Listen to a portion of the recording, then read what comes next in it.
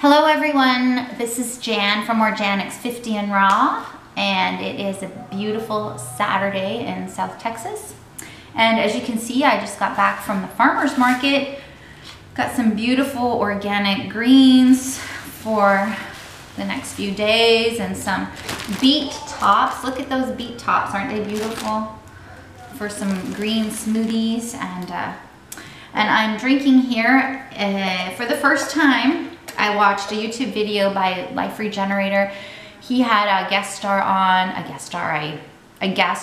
and well, I guess he's a star because we're all stars, but his name's Tavis, and he was giving he uses 4 tonics as a protocol to heal disease, and this is one of the tonics. And if you want to look for that video under Life Regenerator, Dan McDonald's, it's called How to Heal Every Disease. And this one is just water with lemon. It's got turmeric powder in it, ginger powder, and cayenne pepper in it. And this is one of the tonics. There's 4 of them that you drink a quart of. And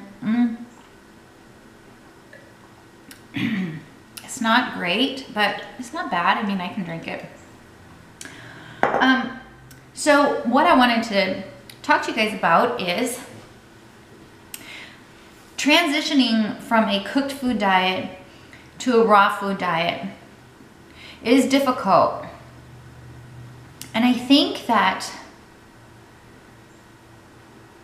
it's important to figure out how you can transition to a raw food diet if that's what you're wanting to do.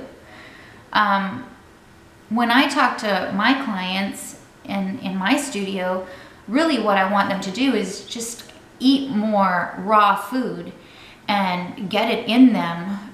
That's really what I encourage them to do. I tell them, you know, if you want to go on an all raw food diet, then by all means, you know, give it a try. Try it for a day to begin with, then try it for a week, then try it for 2 weeks, and work up to being able to do more and more raw food days.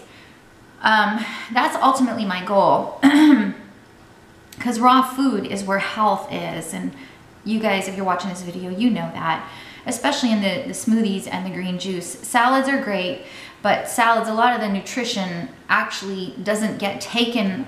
If I was to eat this leaf, most of the nutrition is going to come out in my number 2, my poop, because I don't actually get to tear open each of these cells in this leaf for my body to try and assimilate.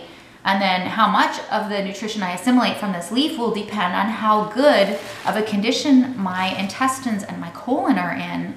If my intestines are clogged with mucus and inflamed, and I don't have any beneficial bacteria in my gut, I might only absorb maybe 5% of the nutrition of a leaf. And then if I'm just chewing it, actually most of the nutrition in the leaf is going to come out, is not available to you because it's still stuck in the cells.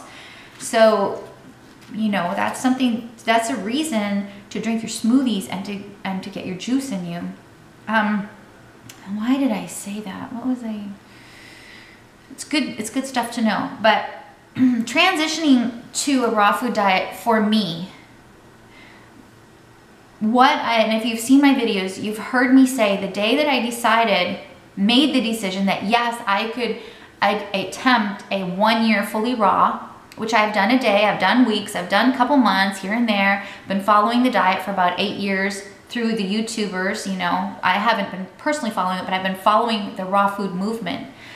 But what really helped me to decide was one YouTuber that I listened to, and I do not remember her name. I don't know the video at all, but she is a raw vegan fooder, and she's a pole dancer, so some of you might know of her videos.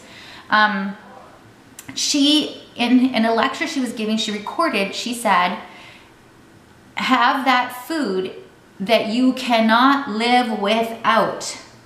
Now, decide what it is you cannot live without. Maybe it's tortillas, maybe it's chips, whatever it is. 1 or 2 or 3 things.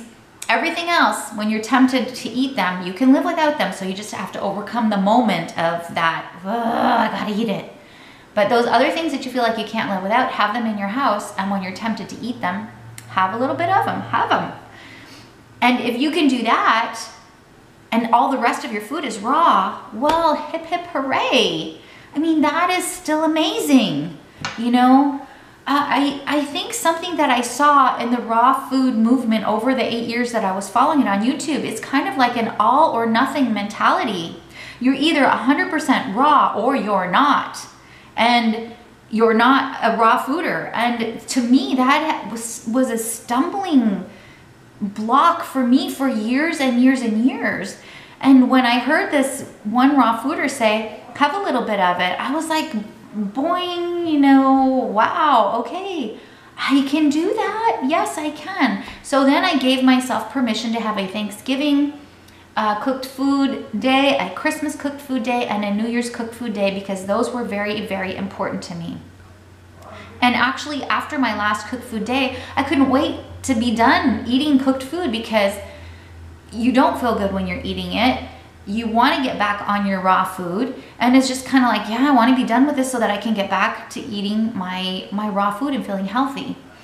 So I am having a cooked food day today, and if that upsets anybody, if it takes away any validity in what I'm attempting to do, I am not going to apologize for that. That's really not my hang up, it's kind of your hang up.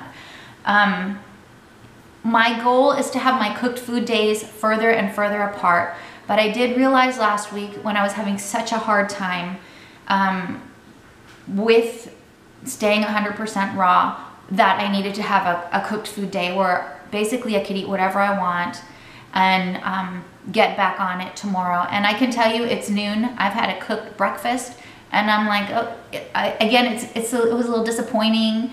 And I find that all the time when I have a cooked food day, I'm like, it's kind of disappointing. The anticipation of eating it was more exciting than actually sitting down and eating it. So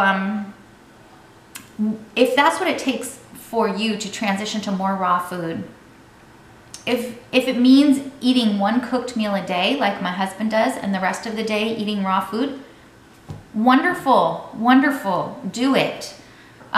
Don't have the mentality like, well, if I can't eat 100% cooked food, then I just can't do this. Because that's such a stumbling block for people to be healthier. It's kind of like an all or nothing mentality.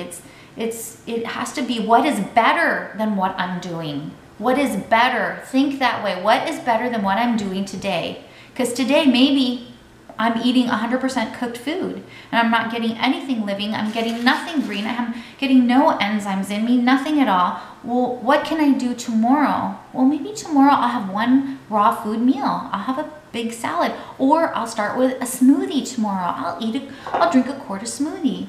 Or maybe for some people, it's drinking a quart of water is where they need to start because they don't drink any water. So, you know, you have to go where you are and give yourself permission to, I can't do what Jan's doing right now, and that's okay. Jan can't do what Tanny Raw is doing right now. It's only been 4 months, my goodness, you know. And I have to constantly tell myself, Jan, it's been 4 months.